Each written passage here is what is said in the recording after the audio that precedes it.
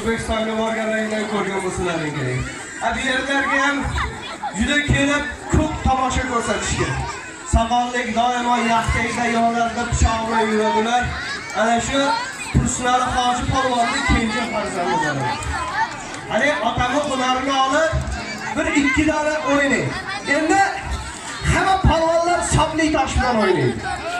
Menda sopsiz toshlar bor. Birinchi o'yinimda ana shu 3 ta temir soqqa bilan tomoshani boshlayman. Og'irligi 5 kilodan. Hani ana shu 5 kilolik toshlar bilan o'ziga xos bir tomosha ko'rsatay. Ammo polvonlar qarsaydi juda yaxshi ko'radi. Qarsaylar qo'llab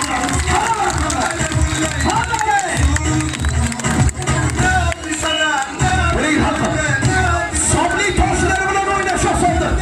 Sopsiz soqqalar bilan o'ynash murakkab. Qarsaylar qo'llab oldiniga diktasi bilan tomosha ko'ring. Hali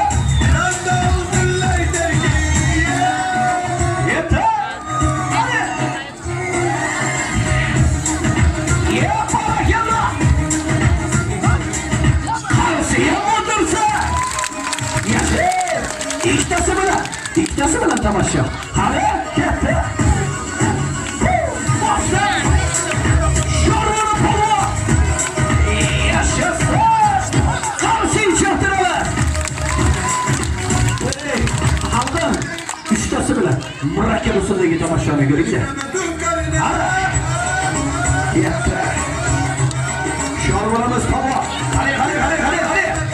Murakkabchilarga ahamiyat qiling. Barakalloh. Sizlar uchun bir takrorlaman ko'rsatsa. Hali. Yashasın. Hali. Qarshinglar bilan.